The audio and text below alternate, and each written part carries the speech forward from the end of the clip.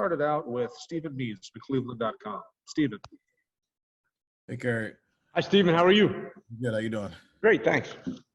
All right. Last year, it seemed like you guys, just based off because of what the year was and your time. I mean, you got here and then COVID and all that stuff. You guys had a lack of options based off just personnel of what you guys, who you could put out on the field, who you felt comfortable with. I know Steven and Cam didn't do a lot this spring, but just that also gave some opportunities to some of these young guys like Legend and Lathan and Cam Martinez to just get opportunities, and Ryan Watts to get out on the field. How much more comfortable are you, and how much more at ease are you heading into fall camp just about what your options are from a personnel standpoint of what you can put on the field? We're much more comfortable. We have significantly more depth in the back end. So a great experience for those kids this spring. A lot of young kids getting a lot of reps. And, you don't want guys to be injured. And at the same time, it afforded the opportunity for us to really coach some depth in the back end. So it's so much different than where we were a year ago, just in numbers and in depth across the board in the back end. All righty, let's go next to Spencer Holbrook, Letterman Row. Kerry, it seems like at times it's kind of easy to get lost in the shuffle there in the secondary with as many bodies as you have there. But how much easier, I guess, is, for lack of a better term, has it been to evaluate some of these younger guys while the older veterans that you already kind of know what they can bring are not on the field all the time? How much easier does that make it to evaluate guys like Cam and then the freshmen? Yeah, I think they got to play. We had I think 10 defensive backs that were over 450 reps in spring of team type reps, which is awesome. And so those guys had a great chance to play, coverage to play, in addition to all of the individual work, right? Those are team reps. That's not 7-on-7. That's not one-on-ones against the best wide receivers in the country.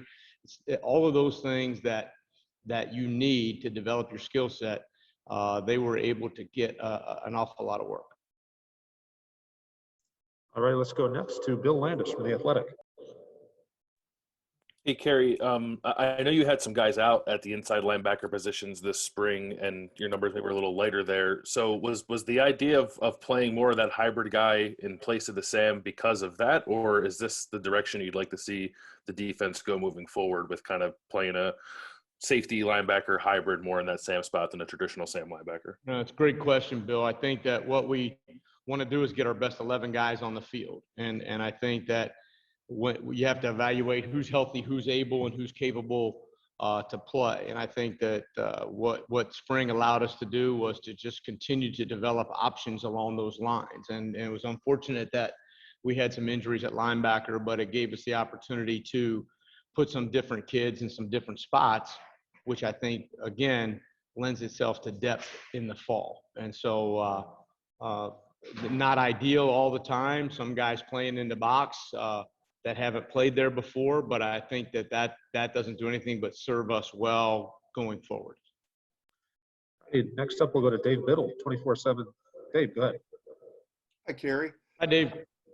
Ryan Watts is a very tall corner at 6'3". You've coached a lot of tall corners, guys like Eli Apple and many others, Jeff Okuda. I don't know if you've ever coached a corner this tall. Just what stands out about him other than his height, and what do you expect out of him this fall, Kerry? Yeah, he had a great spring, over 500 reps. He is tall. He's the tallest corner that I've ever coached, but he's able to transition his body in short space quickness. He's got long speed. Because of that length, I think getting his hands on receivers at the line of scrimmage will be of paramount importance to him. And then his ability to have range in zone. Sometimes when you have that big wingspan, you can get your hands on balls. And so those taller guys can also do that in zone coverage. So I thought it was a very good and productive spring for Ryan. I'm excited for him in the fall. Thank you. Yes, sir. Alrighty, next we'll go to Bill Rabinowitz from the Columbus Dispatch. Hi, Kerry. Hi, Bill. You seem pretty confident with the DBs. I want to ask you about the linebackers. Obviously, Dallas wasn't there. Mitchell Milton got hurt. How comfortable do you feel with them, and specifically guys like Taraja and Kayvon and their development right now? Yeah. I thought that what happened to those guys was they had the opportunity to have so many reps at really multiple spots because of the injury, that their development was really significant. And so Tommy had a very good spring. Cody had a very good spring. And then the two kids you mentioned, Kayvon and Taraja, they played the best football that I've seen them play since they've been Buckeyes. So that core of 4 guys had the opportunity to get a lot of work.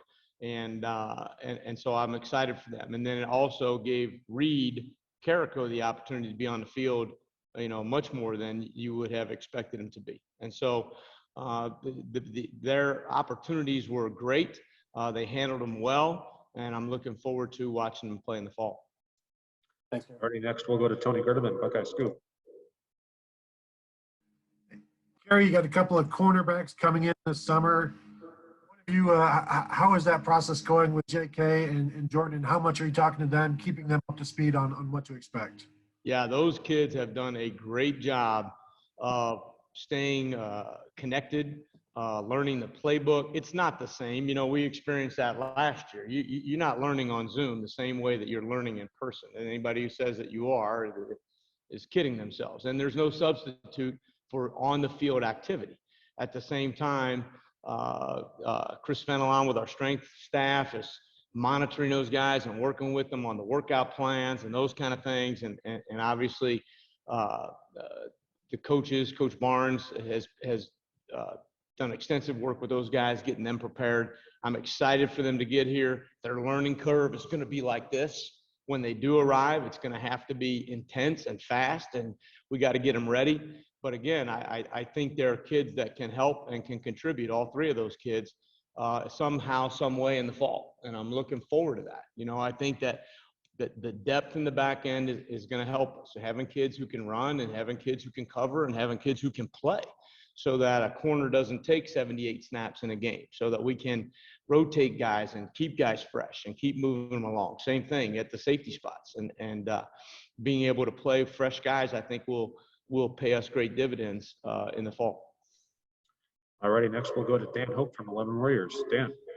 Hey, Kerry, just to follow up on the bullet, if that's something that you guys decide to make a full-time part of his defense, what do you think are the advantages of having a hybrid guy like that out there on the field regularly? Well, I think you have to make decisions based on game plan of how you're going to attack the offense based on how they're going to attack you. And so if you're playing in the spread game and you've got teams that are going to spread the field, throw the ball around a lot, you got to make sure that you have a plan to handle that. If you're going to play the teams that are going to pack it in and play with 2 tight ends and run the ball and those kind of things, you got to have a plan for that. What the bullet, what that position affords you the opportunity to do is to try to play both sets of personnel that the offense has to offer without necessarily having to change your personnel on first and second down. And so I love the way those guys competed this spring, Craig and Ronnie, and I'm excited for their fall. And I think it's going to be a piece of what we do. Absolutely. All right, let's go next to Nathan Baird, Cleveland.com. Hey, Kerry, I have yet another bullet question. Curious, when you talk about Craig Young, you talk about Ronnie Hickman, those to us look like 2 very different kinds of athletes, like sort of like 2 sides of the same hybrid coin. Do you ultimately want like multiple options of the kind of athlete you would use at that position, or is the long-term goal to take 2 guys like that and sort of develop them more towards being the same kind of athlete, if that makes sense? Yeah, it's a great question. I think that anytime you're putting together a package, you're going to try to make sure that the defense is emphasizing your players' strengths and not exposing their weaknesses. And so while those 2 kids are different, and Court Williams would be the 3rd piece of that puzzle, you're looking at different types of players. You're going to, when they're on the field, you're going to want to emphasize what they do best. And so I think it's a great question. It's a good study for how you're going to use personnel in the fall. Obviously, that's not something we want to get into great detail about, but there are differences. in the skill sets of several of our players. And I think one of the things that we want to be able to do is not go out there and play with 11 guys. We want to be able to try to play. We've got a lot of kids, a lot of young talent, a lot of kids that are developing, and we want them to play, and we want them to play in roles that are where they're going to be successful and use them to help us be successful. Alrighty, next up, Austin Ward, Leonard Monroe. Kerry, it seemed like Cameron Martinez had a solid spring and maybe he's more comfortable over there on defense. Can you evaluate the work he did over those 15 practices and how he's looking in the secondary now? Yeah, I thought he had a great spring. Had the opportunity mostly to play in that cover safety spot, played some corner as well. I think that the transition from being a great quarterback in high school to being a defensive back takes time. I think that his time has been really well spent. He has great body control, and he also has a pretty good awareness of what offenses are doing. And so he has some subtle things in his game that are maybe a little bit more unique. And so he took advantage of those things this spring. And again, there's growth and development for all of our guys. This next 3 months is critical for them. But he had a good spring, and he's put himself in a good spot to be able to compete for good playing time in the fall. Thanks, Kerry. Alrighty, next let's go to Doug Lamarice, Cleveland.com. Kerry, I'm going to try to ask a two-part question. It's one question because You're you only can tell allowed me. one, Doug. You're only allowed one. But the premise of my question might be invalid, so I need help with the start of it. Well, then I'm probably going to not answer any part of it. When you guys are playing 3 linebackers and a single deep safety, that idea of a defense is we're going to have enough guys in the box and we're going to stop the run and then we're going to deal with the pass. You want to do everything, but we're not going to let you run on you. Is that a fair assumption when you line up that way? I think if you play, yes, I would think that'd be an accurate assumption. The more linebackers you play, the more you are gearing yourself to stop the run. Correct. Okay. So in a world where we know what these passing offenses look like now, and you guys see it, you saw Trevor Lawrence and Mac Jones and Devontae Smith and Jalen Waddle. With where the game has gone, are you reevaluating whether the way we line up in our base that stop the run first and then deal with the pass, maybe that's not how we should think, that now if we're going to go with a bullet or maybe play more safeties or whatever because of the passing games in college football, are you rethinking anything about what your base defense looks like at least against certain teams? I think that we'll go back to the original question today and just talking in generalities, Doug. We want to get our best players on the field. And so we had a core group of really good linebackers last year. Everybody would agree that group had experience and talent and they could play. And that was a strength of our defense.